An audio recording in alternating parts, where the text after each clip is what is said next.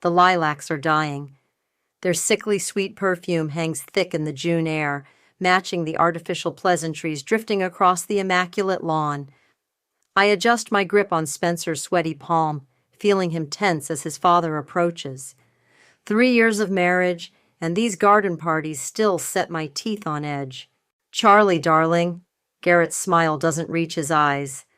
That Hermes scarf is lovely on you, though perhaps a touch professional for a family gathering.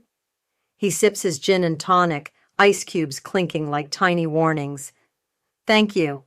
I touch the silk at my throat. It was a gift from a client after closing their IPO last month. Spencer's hand tightens on mine. Wrong answer.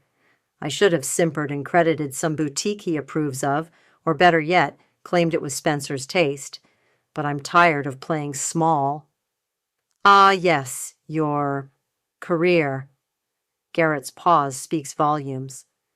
Though Spencer mentioned you've been discussing starting a family soon? His eyes drill into mine while addressing his son. The timing seems right, doesn't it? I feel Spencer wilting beside me. Dad, we haven't exactly... Actually, I cut in smoothly, we just landed the Meridian account. I'll be leading the merger team through Q4 at least. I smile, all teeth. But we're enjoying being newlyweds for now. Garrett's nostrils flare slightly. Behind him, Linda glides past in her perfectly pressed linen dress, pretending not to eavesdrop while she fusses with a flower arrangement. She's elevated silence to an art form over her 40 years of marriage. Newlyweds? Garrett chuckles. 3 years in, I'd say that shine is worn off. Time to think about your real responsibilities to this family. My friend Daria appears at my elbow like a guardian angel, champagne flutes in hand. Charlie, the hydrangeas are gorgeous this year. You have to come see. She practically drags me away, leaving Spencer to handle his father. I don't resist. Jesus, you could cut the tension with a knife, she mutters once we're safely by the flower beds. What was that about? The usual. Apparently my ovaries are family property, but my law degree is an embarrassing hobby. I drain half my champagne. Something's coming, Dar. Garrett's been too interested in my work schedule lately. You think they're going to try to push you out? She keeps her voice low, scanning the party. Can they do that? There's a clause in the prenup. I start, but movement catches my eye. Whitney, Spencer's cousin, is making her way toward us, iPad in hand. She's the family's token creative spirit, always live streaming her quilting projects to her surprisingly large following.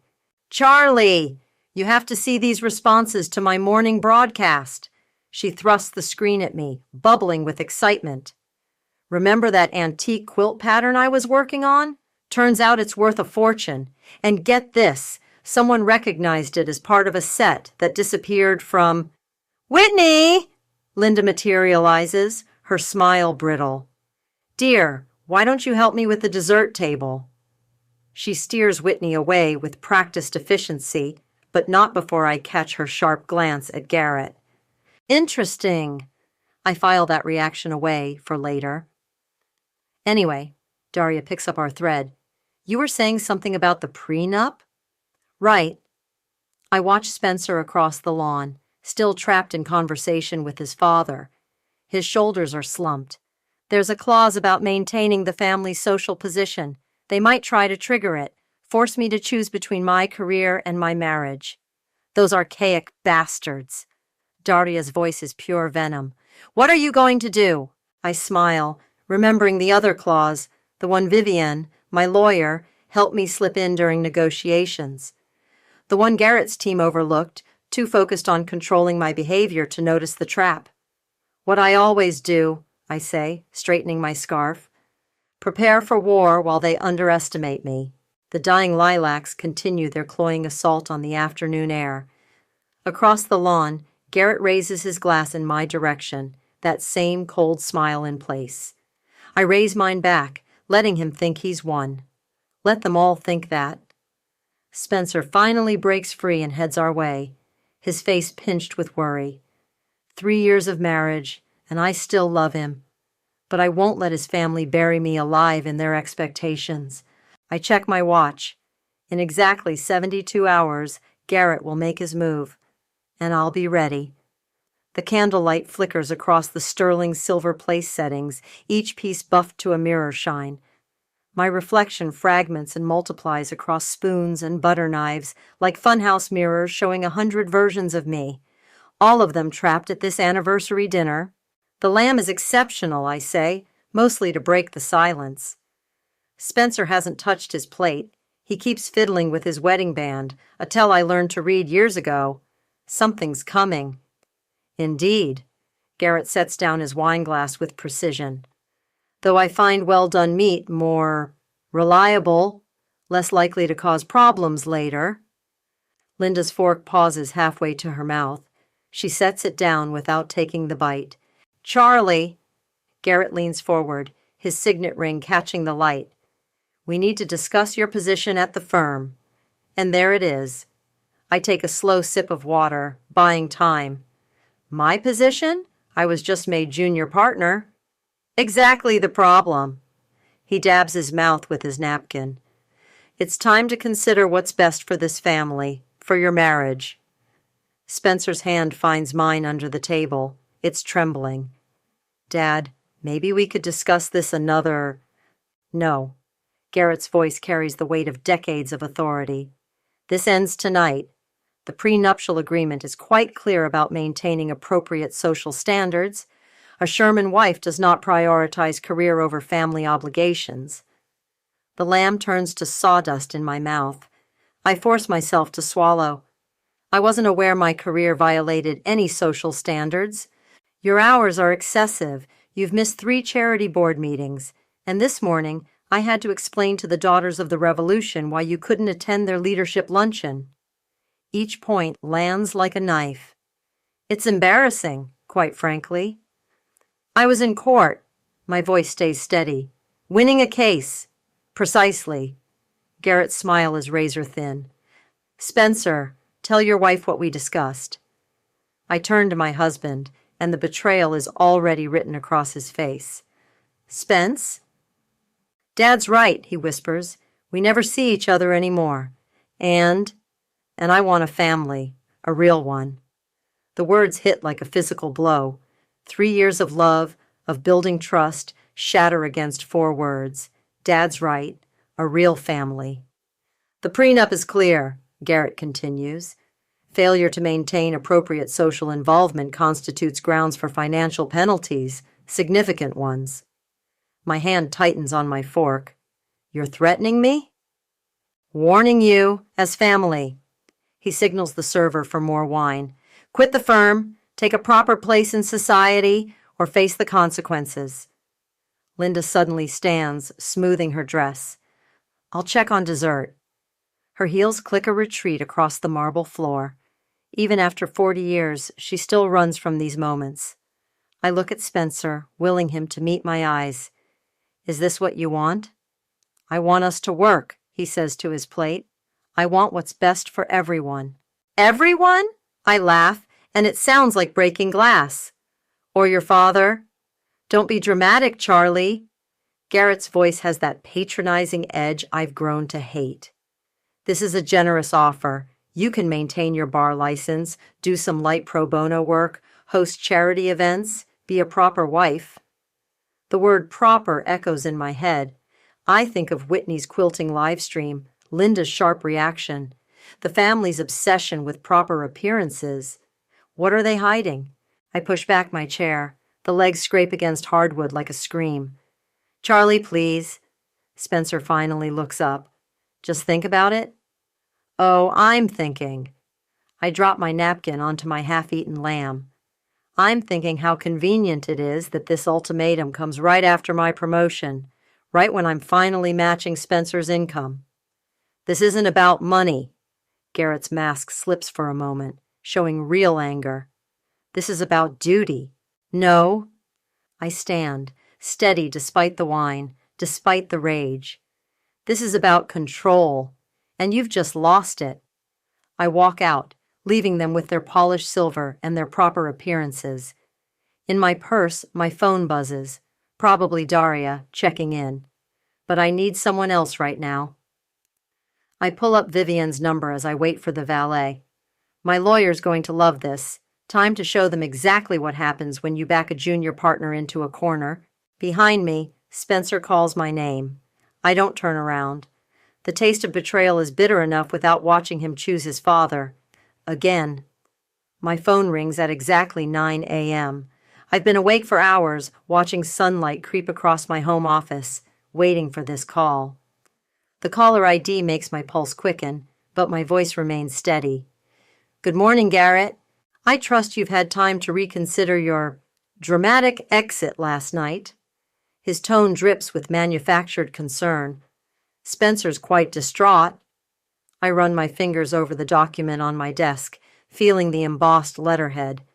Is he? Funny, I haven't heard from him. He knows his duty, as should you. Papers rustle on his end. I have the prenuptial agreement in front of me. Section 7, paragraph B clearly states, that failure to maintain appropriate social standing results in forfeiture of marital assets. I finish for him. Yes, I'm familiar with the clause. Then you understand your position.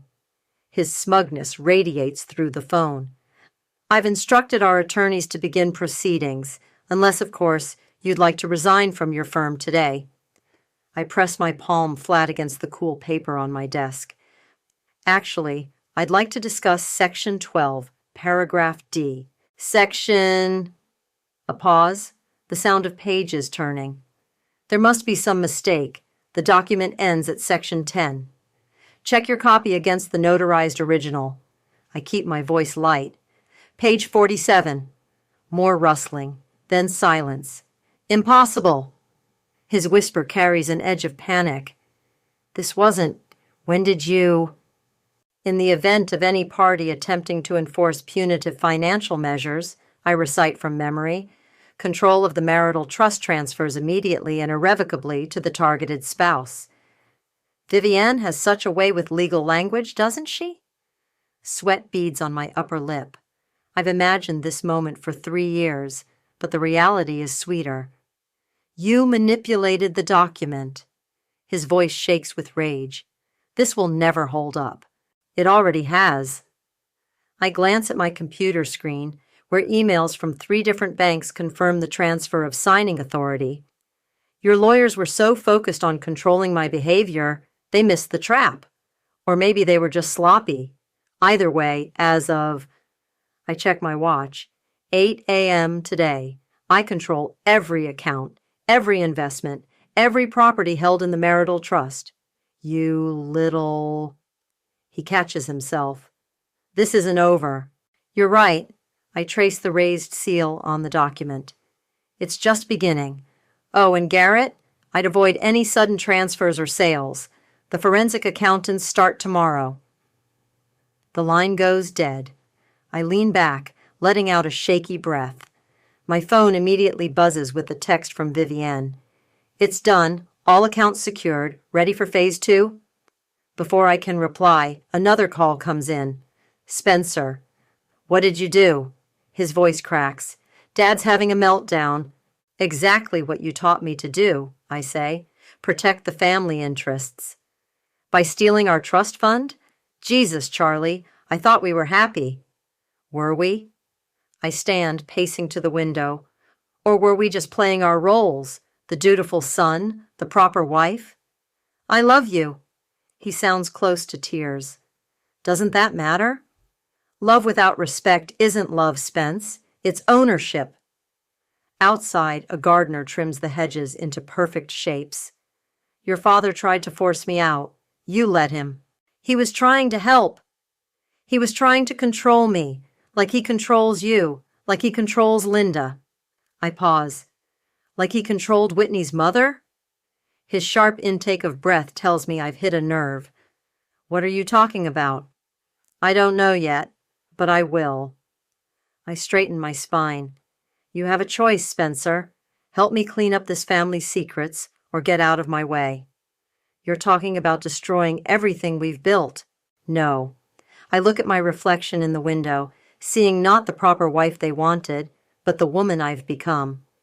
I'm talking about building something better, something honest. After he hangs up, I text Vivian back. Phase 2 is go, and find out everything you can about Whitney's mother. My phone buzzes again. Daria this time. You okay? Need reinforcements? I smile, thinking of the look on Garrett's face when the accountants arrive tomorrow. I'm better than okay. I'm just getting started.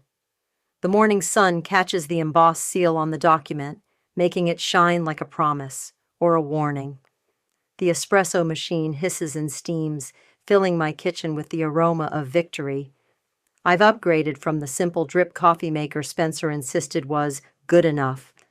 The crema on my double shot forms a perfect golden crown. My phone buzzes for the 17th time this morning. I glance at the screen, Spencer again, before turning it face down on the marble counter. The sound it makes is satisfyingly final. You're going to have to talk to him eventually, Vivian says, not looking up from her laptop. She's been working since dawn, coordinating with banks across 3 time zones. But not until we've locked down every account. I blow on my espresso. How many transfers so far? 14 complete, 6 pending. Her fingers fly across the keyboard. The offshore accounts are taking longer. Apparently Garrett's been busy lately, moving unusual amounts of money. Unusual how? Regular payments to a trust in the Caymans started about 20 years ago. She looks up, eyes sharp. Right around the time Whitney's mother disappeared. The espresso turns bitter on my tongue. Disappeared? Official story was she ran off with her art dealer, left Whitney with her aunt, Linda's sister. Vivian taps her screen. But I can't find any trace of her after March 2003. No passport activity, no credit cards, nothing. My phone buzzes again. Garrett this time. Should I answer? I ask, though I already know what Vivian will say. Not without me recording. She sets up her legal pad. Speaker only. I take a steadying breath and swipe to accept. Hello, Garrett. This ends now. His voice trembles with barely controlled rage. Whatever game you're playing, this isn't a game. I unscrew my new bottle of nail polish, Coronation Red, because sometimes symbolism matters. This is business, something you taught me to take very seriously. The board meeting is in 30 minutes. Those accounts are frozen. I paint my thumbnail with precise strokes, along with the voting shares. I wouldn't want any hasty decisions made without proper oversight. You have no right. I have every right. The red polish gleams like fresh blood. Section 12, paragraph D. Remember? Vivienne slides a note across the counter. Ask about Whitney's mother. Actually, I continue, while I have you, I've been reviewing some historical transfers, particularly around 2003. Care to explain the Cayman account? The silence stretches so long I check to see if he's hung up. You're in over your head, he finally says, voice low and dangerous. You have no idea what you're dealing with. Then enlighten me? Over dinner, perhaps? I'm sure Linda would love to discuss old family history. Stay away from my wife. The threat in his voice makes my hand shake, smearing polish on my cuticle. Like you stayed away from Whitney's mother? The line goes dead. Vivian immediately starts typing. Getting that recorded threat documented, and that reaction about Whitney's mother, definitely something there. My phone lights up with a text from Spencer. Please, we need to talk. Alone. He's scared, I murmur, cleaning the smeared polish with an acetone-soaked cotton ball. Spencer never stands up to his father unless he's truly frightened. Use that. Vivian closes her laptop. Meet him. Find out what he knows. And if he's just trying to manipulate me back into line, then you remind him who holds the power now. She stands, gathering her things. But first, we need to secure those board votes. The quarterly meeting. My phone chimes with an email alert. The sound echoes off the marble countertops like a bell tolling. Speaking of power, I turn my screen so Vivian can see. Looks like I'm the new chairwoman of the family foundation. Effective immediately. She smiles, sharp as a blade. Perfect timing. The annual charity gala is next week. I examine my newly painted nails, the red catching the morning light. Time to show them exactly what kind of society wife I can be. Careful, Vivian warns. Don't get cocky. Garrett's the type to burn everything down rather than lose control. I think of Whitney's mother, of Linda's careful silence, of the fear in Spencer's texts. Let him try. I've got matches too. My phone buzzes again. Daria this time. Whitney's going live with another quilting session. You might want to watch this one. I pour another espresso, perfect crema and all. The day is young, and I have a family legacy to dismantle. The study's leather armchair creaks as I settle in with my laptop.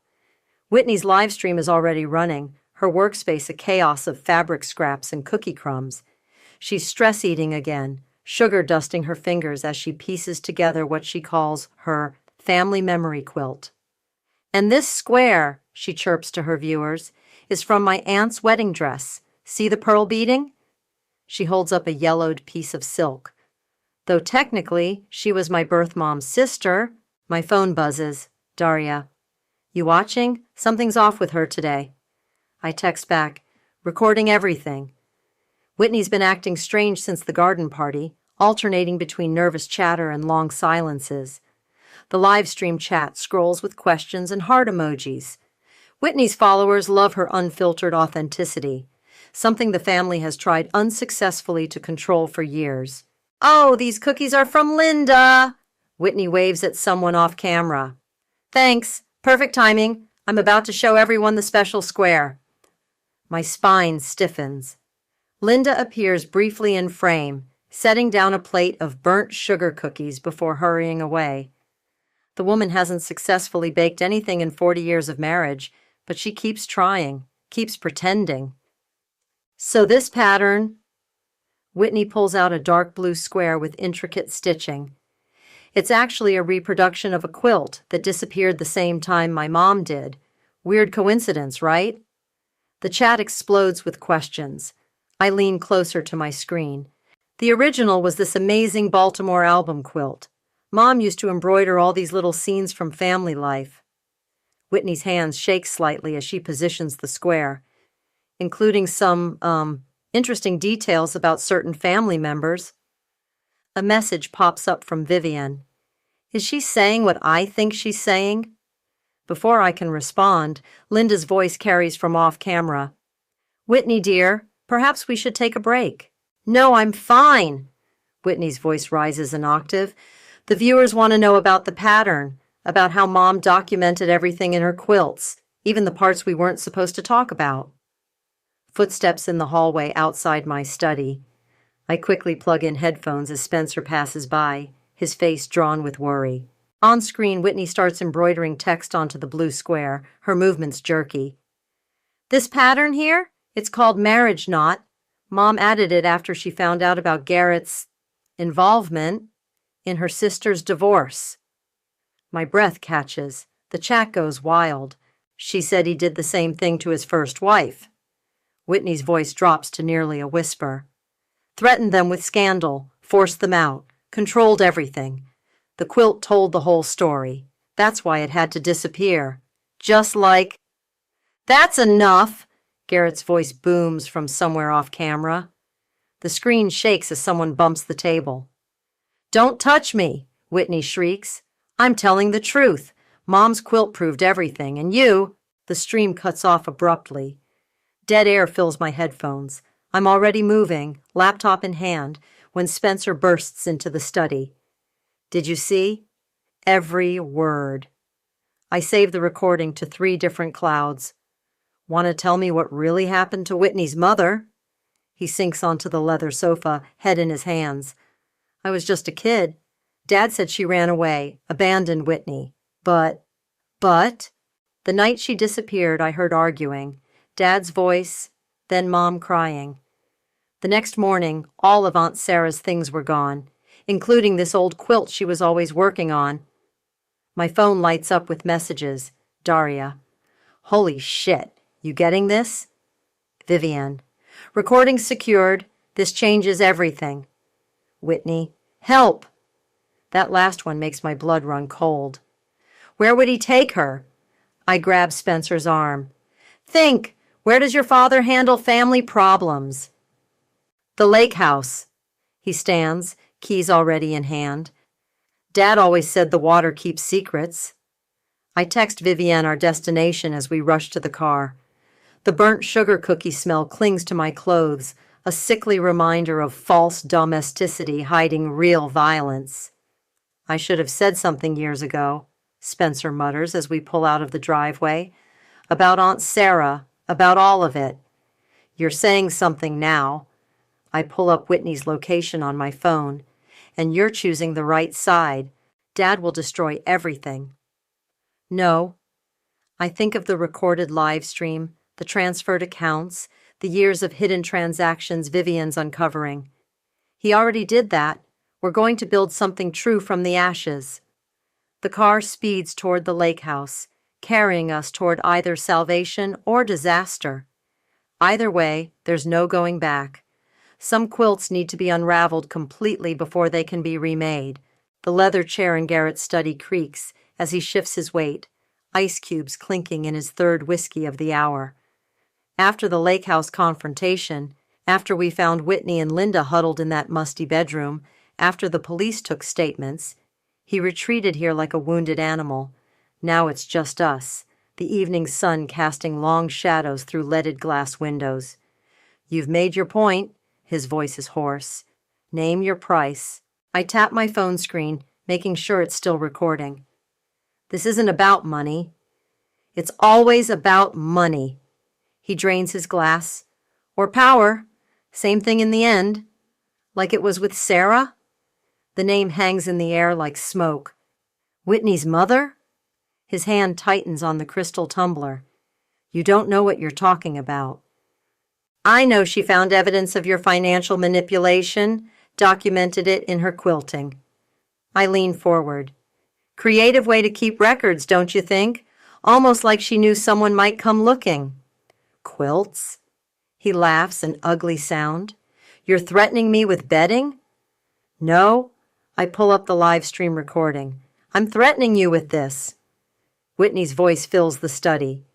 Mom documented everything in her quilts, even the parts we weren't supposed to talk about. The color drains from his face as the recording continues.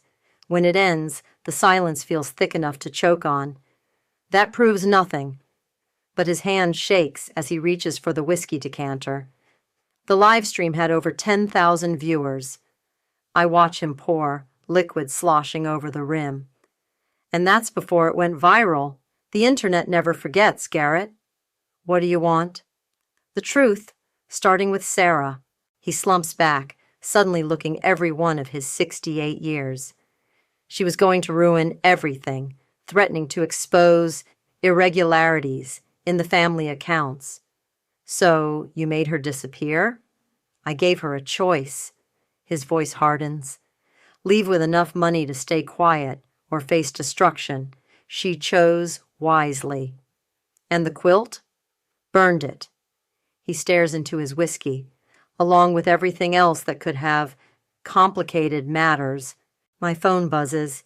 Vivienne, probably with updates on the offshore accounts. I ignore it. You know what fascinates me? I trace the arm of my chair. How you convince yourself these things are necessary. Destroying Sarah, controlling Linda, manipulating Spencer, all for the precious family legacy. You couldn't understand. Contempt creeps back into his voice. You're an outsider. No. I stand, smooth my skirt. I'm the woman who controls every aspect of that legacy now. The foundation, the trusts, the board seats, all of it. He surges up, whiskey splashing. You think you can just walk in and... I already have. My voice cuts through his bluster.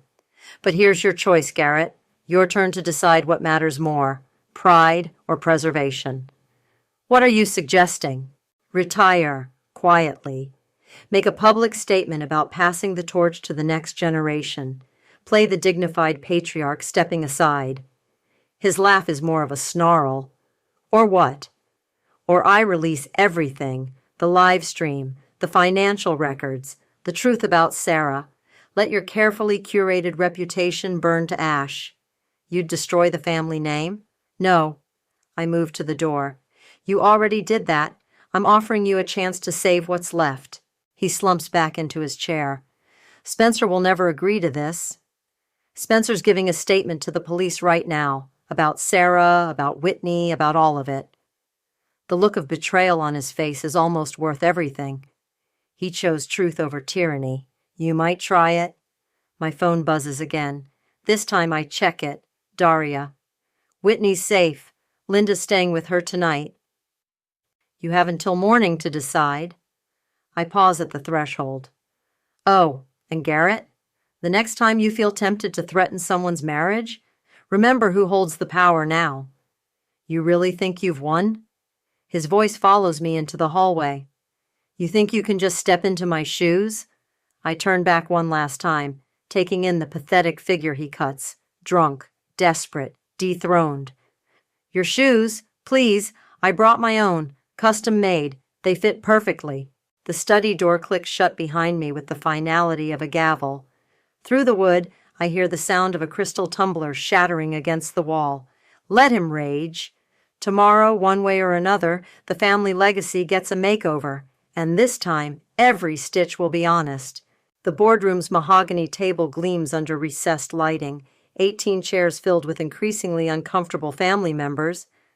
I stand at the head, Garrett's spot for 40 years, and wait for the murmuring to die down. Before we begin, I click the remote, and Whitney's quilt square fills the projection screen. I'd like to discuss some family history. Linda's sharp intake of breath cuts through the room. Beside her, Garrett's knuckles whiten around his water glass. As the new chairwoman of both the Family Foundation and the corporate board, I continue, I believe transparency is crucial, starting with this. I gesture to the intricate stitching. Whitney, would you like to explain your mother's handiwork? Whitney stands, hands steady now. Mom documented everything in her quilts, including how Garrett threatened her sister, my aunt, into giving up her marriage and shares, just like he did with his first wife, just like he tried to do to Charlie. The room erupts in whispers. Spencer half rises from his seat. Charlie, please! Not now! My voice could freeze flame. Linda, did you know about Sarah? All eyes turn to Linda, who sits perfectly straight, perfectly coiffed, perfectly broken. I suspected. The night she disappeared, I heard. That's enough. Garrett's glass hits the table hard. This is absurd. These accusations are documented. I click through to the next slide. Bank statements, transfer records, offshore accounts. Along with 2 decades of financial manipulation. Would anyone like to guess how many federal regulations you violated? You ungrateful little... He lurches up, but Spencer grabs his arm. Dad, don't! Spencer's voice shakes. It's over. Over? Garrett laughs, an ugly sound. You think you can just walk in here and... Yes? I place both hands on the table, leaning forward. That's exactly what I'm doing, because you gave me the power to do it. You and your precious prenuptial agreement. More whispers. Someone gasps. In the corner, Vivian types quietly on her laptop, documenting everything. Effective immediately, I straighten up. There will be changes. First, the Foundation's focus will shift to supporting victims of domestic and financial abuse. Whitney will head that initiative. Whitney's smile is radiant. Beside her, Linda's hands tremble. Second, all board members will undergo ethics review. Those who fail will be removed. I lock eyes with Garrett. No exceptions. You can't. I can. I did. Section 12, paragraph D. Remember? The crystal glass in his hand shatters. Blood and water drip onto imported wool carpet.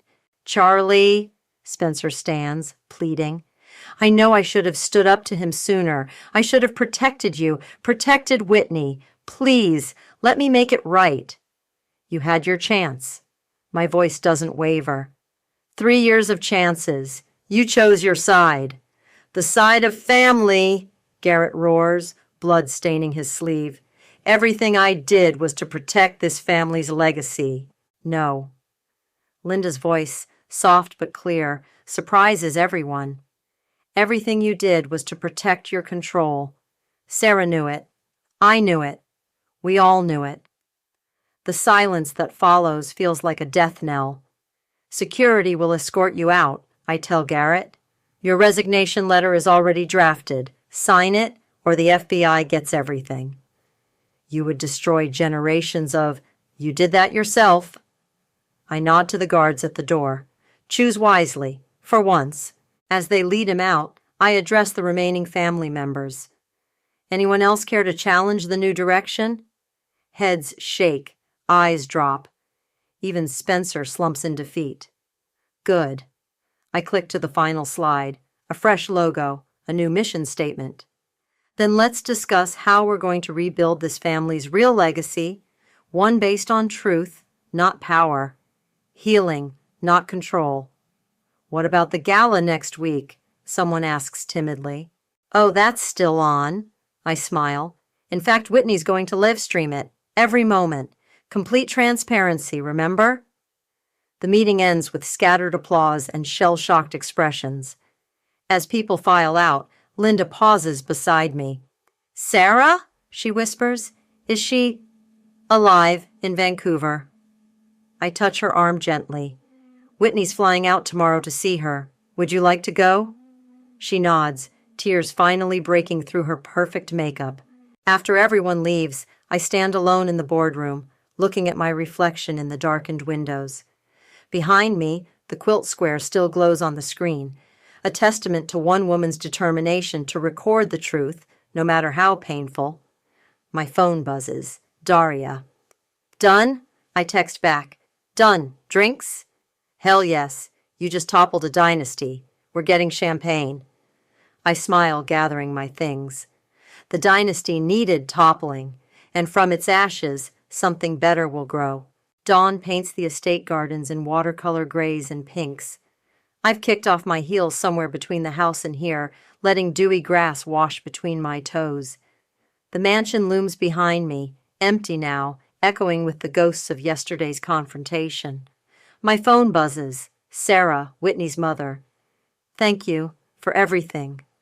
I smile, remembering Linda's face when she saw her sister on video chat last night.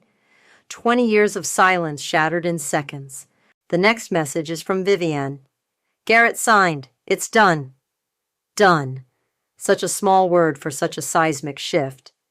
I sink onto a stone bench, letting morning mist bead on my skin. From here, I can see the spot where Garrett first tried to put me in my place. That garden party that feels like a lifetime ago. My phone rings. The Foundation's executive director. Time to begin. Yes, I want the announcement made today. I watch a spider rebuild its web between rose bushes, delicate and determined. The Sarah Sanders Scholarship Fund for Women in Leadership. Full ride, 10 recipients annually. She starts to ask about selection criteria. I cut her off. Priority to candidates who've overcome financial or domestic abuse, and no family connections considered. Merit only. The spider adds another strand to its web. I think of Whitney's quilting, of Sarah's careful documentation, of all the ways women find to tell their truths. A text from Spencer. Can we talk, please? I leave it unread. Footsteps on wet grass. Daria approaches with 2 coffee cups. Thought I'd find you here. You okay? Better than okay.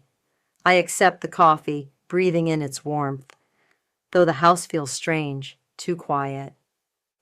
That's because it's yours now. She settles beside me. No more walking on eggshells, no more perfect proper wife act. No more husband either. Do you miss him? I consider the question, watching steam rise from my cup. I miss who I thought he could be, who we could have been together. But that person never existed. He was always his father's son first. My phone buzzes again, Linda this time. At the airport with Whitney, Sarah's waiting for us. Thank you for giving me back my sister. Daria reads over my shoulder. You did that. You gave them all their lives back. Not for them. The coffee tastes rich, like possibility. For every woman they tried to silence, for every proper wife they tried to create. A gardener appears, heading for the hedges with his shears. I wave him off. Let them grow natural for a while. Daria grins. Garrett would hate that. Garrett's not here. I stand, feeling morning sun warm my face. None of them are, just me and my bare feet on my wet grass. Speaking of property, Daria pulls up her tablet. The realtor sent options for the new women's shelter location. That lake house would be perfect. Poetic justice. I think of Whitney huddled in that musty bedroom, of Sarah's midnight escape. Turn their sanctuary into actual sanctuary. My phone lights up with another call. The board's PR team, probably panicking about Garrett's retirement announcement. I let it go to voicemail. You know he'll try again, Daria says quietly. Men like that don't just accept defeat. Let him try. I curl my toes into the grass. I've got the power now, the money, the truth. And unlike him, I know how to use them for something besides control. A distant door slams, movers, starting to pack up Garrett's study. Soon there'll be nothing left of his reign but memories and Whitney's quilted testimony. What now? Daria asks. Now? I check my watch. Now I have a foundation to run, a shelter to build, and scholarships to fund. The revenge part is done. This is about legacy. Your legacy? No. I think of Sarah's quilted warnings, of Linda's quiet resistance, of Whitney's brave live stream. Their legacy. I'm just the one holding the door open. My phone buzzes one final time. Vivienne. Ready to sign the divorce papers? I text back. Yes, but first, I need you to draft something else. A new kind of prenup, one that protects instead of traps. The morning sun climbs higher, burning away the last of the mist. Behind me, the too quiet house waits to be filled with new purpose, new stories. I leave my coffee cup on the bench and walk barefoot through my wet grass toward the future I've claimed, not as anyone's proper wife, but as myself, powerful, purposeful, and finally, perfectly free.